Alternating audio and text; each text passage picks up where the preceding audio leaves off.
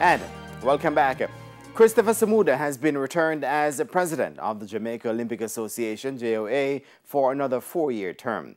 Samuda was handed a second consecutive mandate at Saturday's extraordinary general meeting at the Nutsford Court Hotel in Kingston. Karen Madden was there. With 51 member associations eligible to vote in Saturday's poll, Samuda fended off the challenge of a former JOA director and the vice president of the Jamaica Triathlon Association, Alan Beckford. When the votes came in, Samuda prevailed with 40 votes to Beckford's 10. Samuda reacted to the confidence placed in him by the delegates. We have always approached it as servant leaders, and therefore it will be a joint enterprise for the next years with our members. So I'm very humbled. At the same time, I'm very happy because it now gives the team another 4 years to articulate our vision and to realize our mission. Beckford was philosophical in defeat. Well, when I entered this race, I thought it's important, for me to stand up. I say a prayer every day, and it says that if it's no use complaining about something and you don't do anything about it. So I'm not going to complain. I did the best that I could do.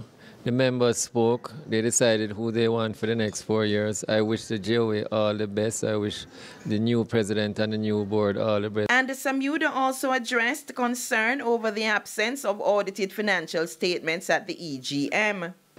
The Constitution allows us to hold elections without audit financials. And whatever is said about audit financials, I think it is a scaremongering. We have our audit in train. We will present it at our AGM later on this year. And I can tell you the figures are looking absolutely good, more than 2019. Meanwhile, Olympian Nelson Stokes lost his first vice presidency to president of the Jamaica Volleyball Association, Jackie Cowan, who polled 29 votes to Stokes' 21, while Robert Scott was returned as a second vice president with 31 votes to challenger Ian Forbes' 11. Sitting honorary treasurer Nicole Case was returned unopposed. Samuda's board is completed by returning directors Yvonne Kong, 44 votes, Raymond Anderson, 41 votes, and Laurel Smith, 35 votes, with new directors Mayberry Investment CEO Gary Peart, 37 votes, and the president of the Jamaica Hockey Association, Fabian Stewart, with 36 votes. Karen Madden, TVJ Sports. Meanwhile, Jamaica Volleyball Association President Jackie Cowan created history on Saturday when she became the first woman to be elected Vice President of Jamaica's umbrella body for sports. Cowan reacted to the development. I'm honored to have been elected.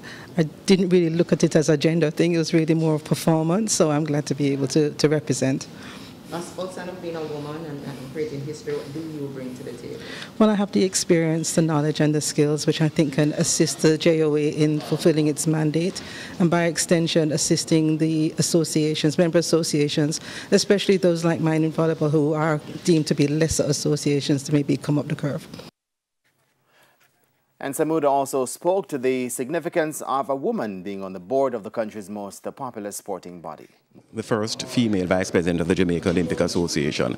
Mrs. Cowan has demonstrated her credentials and her pedigree over the years. She's president of the Jamaica Volleyball Association, and I have no doubt that she will make a signal contribution to the Olympic movement. So I look forward to working with my first vice president, sharing the knowledge and also learning from her, so that together we can build capacity in the Olympic movement, strengthen our institutions, and more importantly, serve our members.